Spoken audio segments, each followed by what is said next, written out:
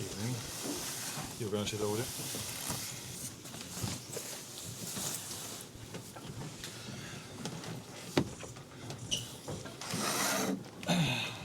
Hi guys, Vinny could start us off please. As always. Arne, obviously, I have to ask you about the other night and what Salah had to say in light of the Leeds game. First of all, do you feel he was referring to you when he said he feels like he's been thrown under the bus and that someone wants him out? And how do you feel overall about what he's had to say? What is your response, particularly given he said that your relationship with him had broken down? You knew you only got 3 questions, so you thought let's ask 5 questions in one question. It's kind of in different parts, isn't it, ABC? So now, which question would you like me to answer first? But do you feel he was referring to you when he talked about being thrown under the bus? The only one who can answer that question is Mo himself, so I can guess, but I don't think that's the right thing to do in this moment of time. So it's hard for me to tell who he means in that situation, to be honest. So have you spoken to him then, and how do you feel about what he's had to say overall as well? Again, going back to the fact that he said that your relationship with him had broken down. We've let him know that he's not traveling with us, so that was the only communication that's been there from us to him. Of course, before Saturday, the two of us have spoken a lot, sometimes longer, sometimes shorter. And then your second question was? Do you feel that your relationship has broken down? No, that's not the way I feel, but he has the right to feel how he feels things. I haven't felt that at all till Saturday evening for sure, because I think when I didn't play him anymore, usually players don't like the manager then that much, but he was very respectful to my staff members, to his teammates, and he trained really hard. So to an extent, it was a surprise for me that when I heard after the game that he gave the comments he gave. But as I said, it's not the first and not the last time that when a player doesn't play, he I'm not sure if he was emotional or not, but that he says something that something similar to what he did. But I think my reaction to that is also clear, and that's that he's not here with us tonight. Will he be considered for selection against Brighton at the weekend? And what will it take to resolve this situation long term now? No, I think we are sitting here on an evening before a big game, a big fixture for us, Inter Milan. And there was only now maybe 36 hours between the moment we've conceded the 3-3 against Leeds and the moment I'm sitting here now, and I think you can understand as well that I've tried to prepare my team in the best possible way for the game tomorrow evening. So the most thoughts I had are about tomorrow, and in the meantime we've decided what I just said, not to take him with us to this game, and after tomorrow we will look at the situation again. Richard. Hi Arne. You say you look at the situation after tomorrow, and it's been phrased as a short-term decision at the moment to come here. Can you hear me? No. I can hear you, yeah. Okay. You say it's a short-term decision for Mo to be out of the squad for this one, and you'll look at it tomorrow. Do you see a scenario where he can play for the club again, or do you feel it's gone too far? How do you see that? I'm a firm believer that there's always a possibility to return for a player. So, but that's not. So yeah, I can leave it with that, I think. And how was his reaction in the conversation you had today? A short one. Ian Dennis, 5 Live. Hi Arne, you say that you've spoken to Mo quite a few times in recent weeks. I just wonder, he was a substitute twice in his first 18 games this season. What or why has he then only been on the bench for the last 3 games? What prompted that change? I think we as a team struggled this season and already last season more and more with the game plans other teams had against us. So I'm not only talking about the long ball style, which is something team mainly do against us now. So I've tried to come up with solutions because this is my job, and we've tried many things. We looked very vulnerable, in my opinion, after all the things I've tried against Forest and against PSV, and then I decided to play with an extra midfielder in the game against West Ham, where we won the game. So I decided to do it one more time against Sunderland, where at half time I brought him in. And against Leeds we faced a 5-3-2, where I've decided to play a 4-4-2 diamond, if you want to look at it like this, with Uko Ekitike a bit off the right side and Cody Kakpo a bit off the left, with Florian Wirtz in between. And I could have played Mo as well off the right instead of Hugo, but I decided to play Hugo. Hand on heart, do you think he's played his last game for Liverpool? I have no clue. I cannot answer that question at this moment of time. James Pearce. Arne, it's been such a difficult time for the team anyway. This has heaped more negativity on it. Yeah. Do you feel like your authority has been undermined? Do you feel let down? Again, two questions in one. I don't feel my authority is undermined. Is that the way you say it? It's not the way I feel it. And the second question was?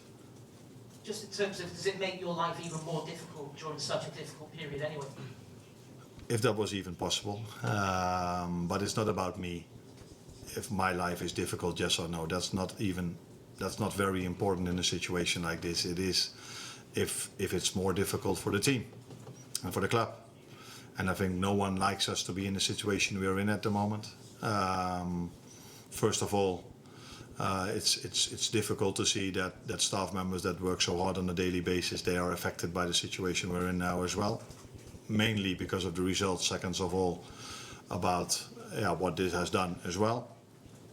So that's not a good thing for us as a team, and that is where I'm mostly where my thoughts go to, not towards me. I'm totally not okay, because I'm the manager. I have to pick a team, so to a certain extent I'm important in this situation as well. But the focus that I have at the moment is completely on the team and not on me at all.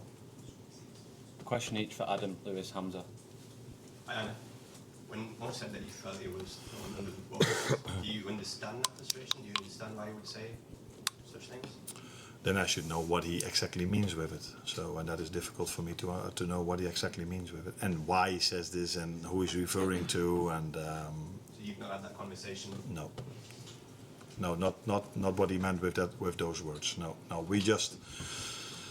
So I think usually I'm calm and polite, but that doesn't mean I'm weak. So if a player says have these commands about so many things, then it's about us as a club to react, and we reacted in a way you can see now that he's not here. Lewis. Arne, do you think it's obviously a frustrating situation for you personally, but do you think you could have done anything differently to avoid this happening, to avoid it getting to this point where Mo feels like he has to go and vent his frustrations? Then I should find out exactly why he said what he said, and but then I have to guess a little bit. If that's not only because he doesn't play, then the answer to your question could be just play him every single time. But maybe that's not the reason why he said what he said. Maybe there's something else why he has this opinion. But if it is, but that I don't know. Is it about me not playing him? Yeah, then the answer could be what could I have done differently playing him. But maybe that's not the reason why he thinks and feels this way. And he has every right to feel what he feels.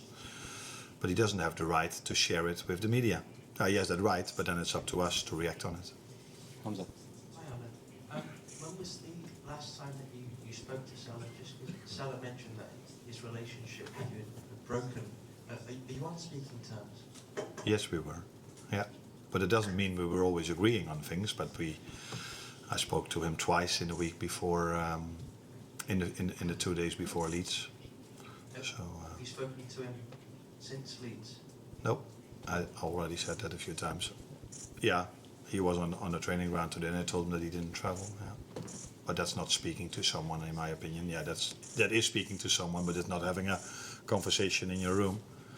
But I had that twice in the lead up towards Leeds, one a little bit longer and one a bit shorter. But I'm not going to go into the details if that's going to be the next question. But Sorry, just to clarify, when you say you spoke, it was just to the group and he was there. Is that what you mean? In training? yeah, Yeah, but not specifically.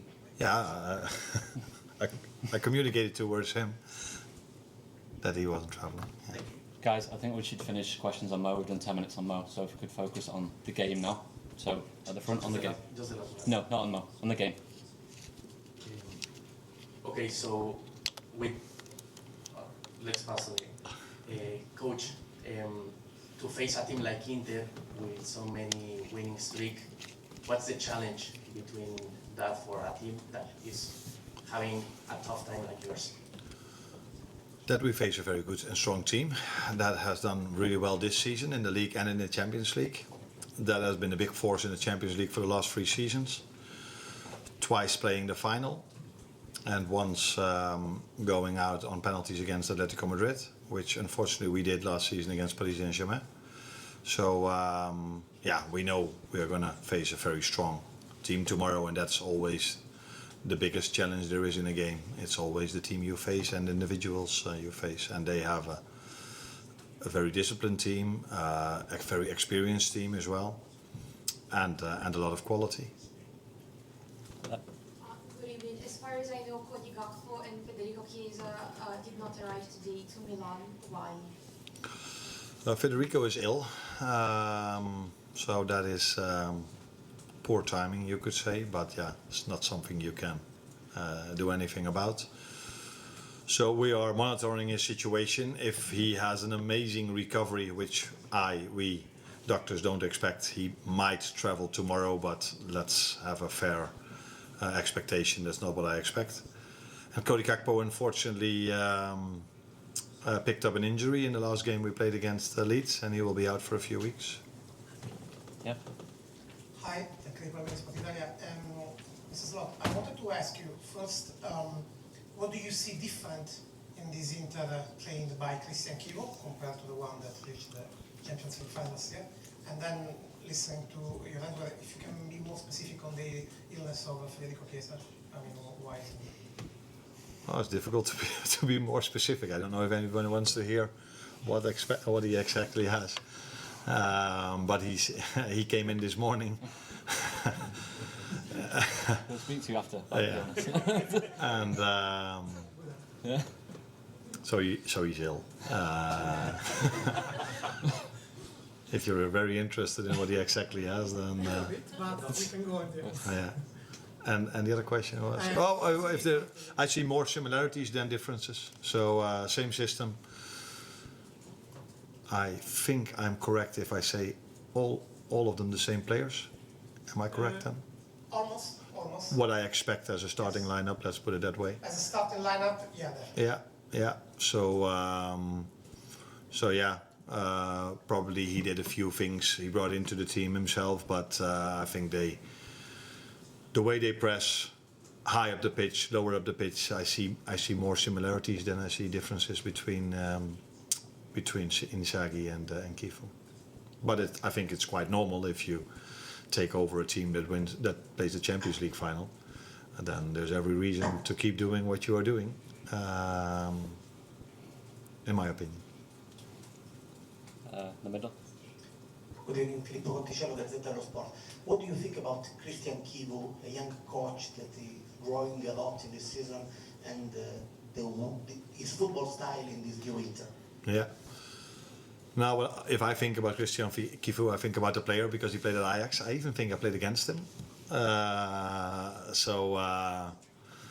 Very good defender, but also very comfortable on the ball. And I think you can see this with his team as well. So his team defends really aggressive in a high press, can defend the box, maybe as no other team in the world, but are also able to bring the ball out from the back. So a lot of things characteristics that he had as a player that I can see in his team as well. Last question at the back.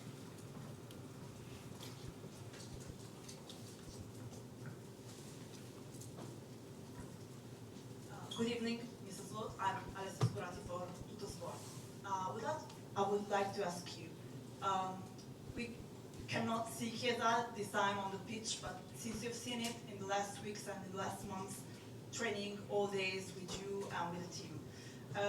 In the last week, Italy's manager, Gennaro Gattuso, said that the only reason why he is not coming with the Italian national team is because while they're speaking, Federico Chiesa said he is still not feeling good enough in this moment to come back. So I would like to ask you, do you think that the moment which he will be able to come back, or when he was feeling good enough to come back, is near, and would you like to see him in the Italian national team? Do you think that he has all the cards right enough to come back with the Italian national team? Thank you. It's not easy to answer. I think he has, but I don't think it's up to me to decide who should be selected for the national team of Italy or Holland or England. I'm very happy to see that Federico is in a much better place this season than he was last season. He struggled a lot last season with his fitness, and this season he's been much fitter than he was last season, and as a result of that he also has had more playing time than he had last season. And the moments that he played, he also had a few very good moments. So yeah, like I said, it's up to the Italian manager to decide if he wants to select him, yes or no. But yeah, I like him as a player and I like him as a person. So so yeah, that's it. Thank you very much, guys.